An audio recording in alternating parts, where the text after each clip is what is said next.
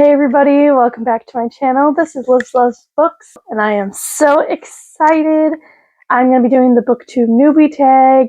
I figured this is just a good way for you guys to get to know me and my book tastes, who I am as a human. Maybe my dog will show up again and she was both. I'm trying to kind of batch videos to some degree so I'm not so overwhelmed with trying to start this channel like I was the first time I tried, and I got too overwhelmed and deleted all whopping 3 videos that I did.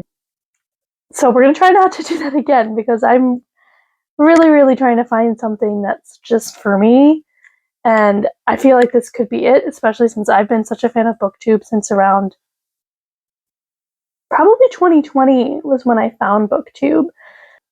Obviously, during the pandemic and all that jazz. But let's just get started so I'm not rambling on, and we'll start with the first question, which is basically what made you want to start this channel? And I kind of already started that. A minute and a half in, we have a visitor, and he's chewing his treat again. Oh my. Anyway, back to my question, what made you want to start this YouTube channel? Something I already kind of talked about. I just want something that is for me. And something that I really enjoy doing and being able to share my love of books, as you guys can see, to people who also love books. I'm a big reader. I grew up reading. My family is big proponents of reading in any form. I grew up going to the library with my parents, but especially my dad. He would take me all the time. And of course, reading, like most people, I read a ton as a kid and even through high school, and then college started and I just stopped reading for fun and I was reading for school. Although, to be fair, some of it was fiction, some of it was like plays, because I had a music and theater degree in my undergrad, but then a lot of it was, textbooky type things as well. And then once I got out of college, I kind of got into reading just a little bit again here and there. But it was really 2020 where I really started reading again. And like this whole amount of books, when you can't even see them all, and there's more in other rooms, have really amassed in the last like 2 to 3 years. So I went from just having one small little bookshelf in my room in an apartment I shared with some of my friends back in 2020, 2021. And now I have graduated.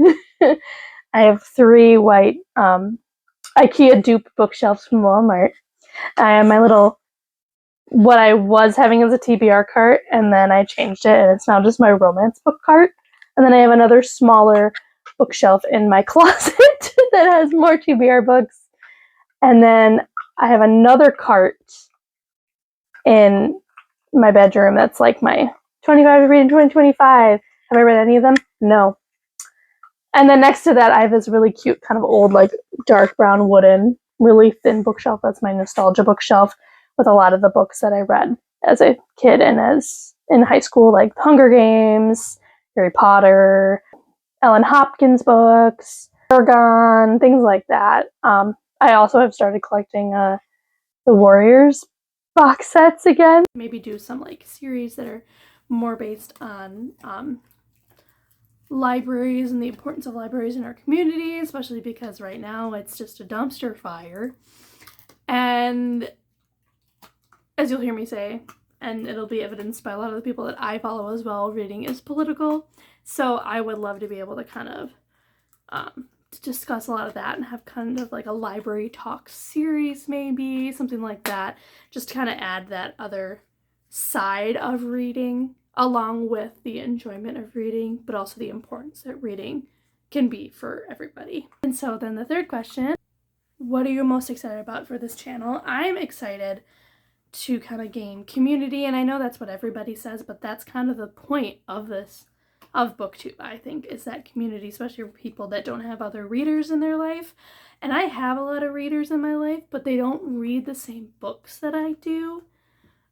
There's a little bit of crossover. As you can kind of see from some of the things on my shelf, I've got kind of a little mixture of I have a lot of fantasy romance and epic fantasy, light fantasy, romance, contemporary fiction, a little bit of like magical realism, a little bit of historical fiction.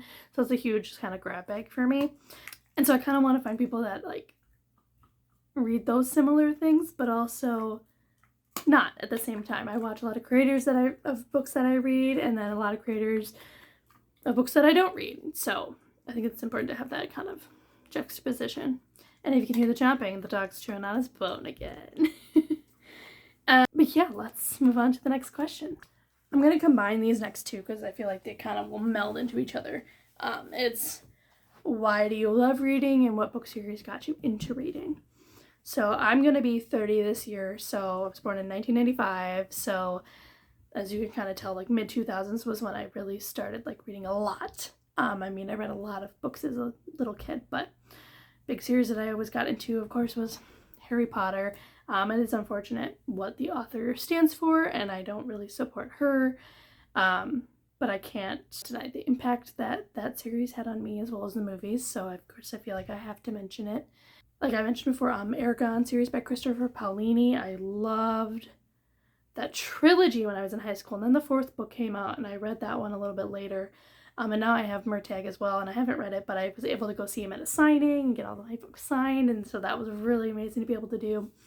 Again, as I said before, the Warrior Cats series when I was a kid, and it's just expanded so much, and I just thought it was such a clever series, being like, let's just follow some wild cats that basically have all their own lives kind of like humans and have all these different clans that are like warring against each other and like forbidden love between cats. It's very interesting that I liked that so much, because like if I read something like that now that was brand new, I'd be like, some other books that I read a lot in high school was obviously I read like the Twilight series, Hunger Games. I have yet to purchase Sunrise on the Reaping, but it's because I haven't read The Ballad of Songbirds and Snakes yet either. I've read the original trilogy way back in high school. Really enjoyed the movies as well. That's another thing I might try to do, is like a reading vlog. Reading the Hunger Games and then like the Ballad of Songbirds and Snakes and Sunrise on the Reaping and things like that, and I have a big spoiler vlog because I've been loving watching people do spoiler vlogs of that series. I especially love Gavin Reads It All's long series videos. They're just my favorite thing to watch.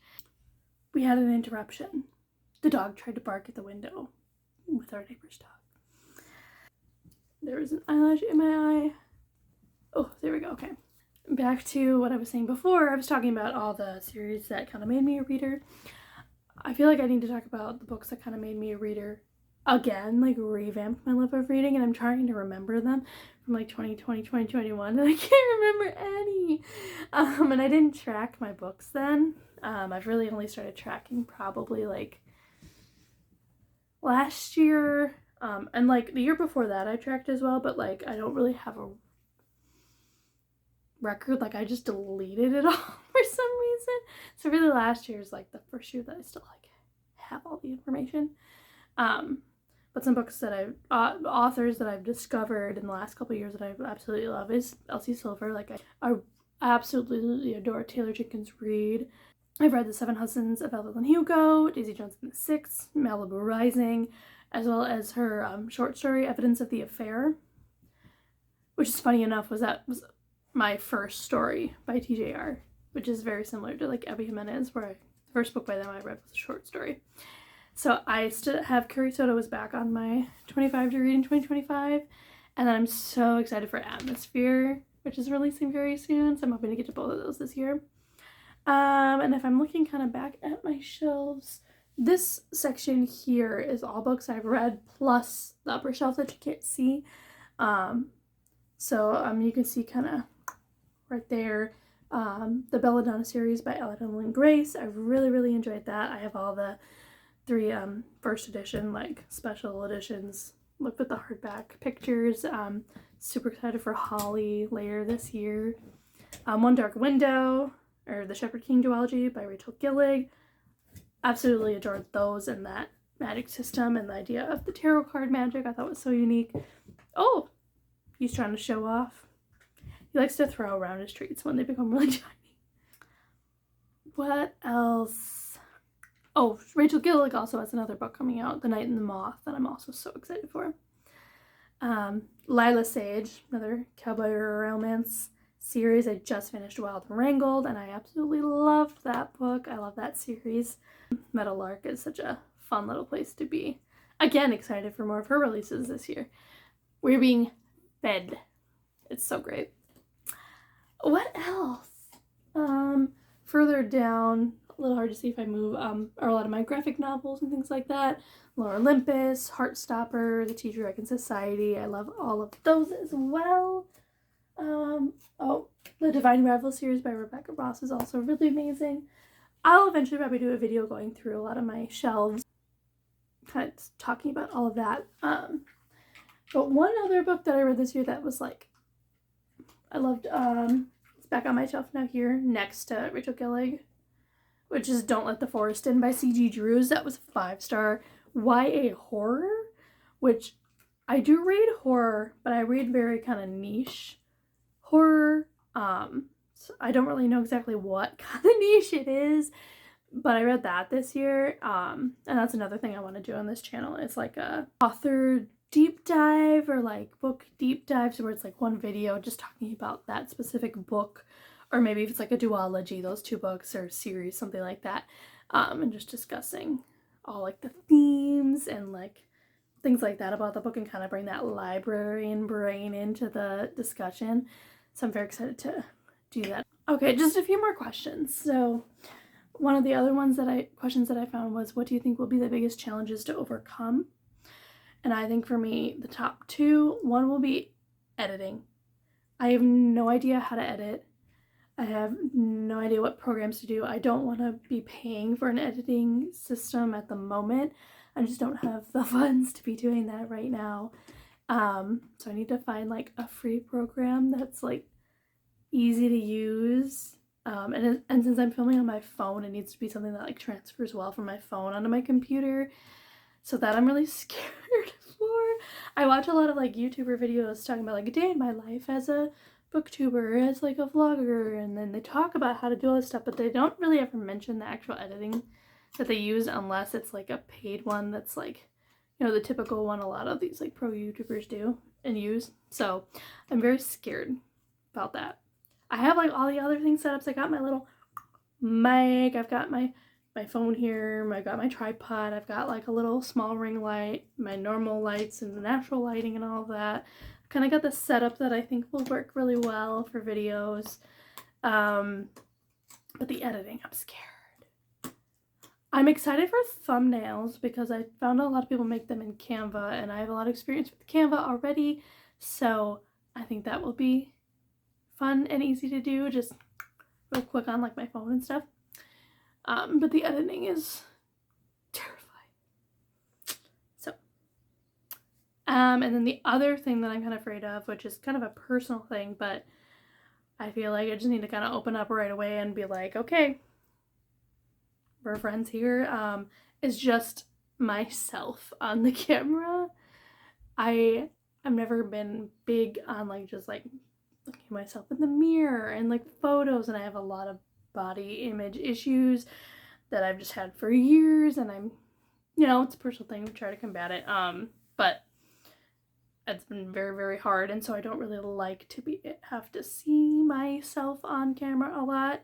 That's kind of why this positioning is the way it is. It's the most comfortable position for me to be able to continuously look at, which sounds so bad, but it's true. So like I would love to do like vlogging, but I'm also kind of just afraid of like positioning of things and just how I look like day to day, and I'm scared.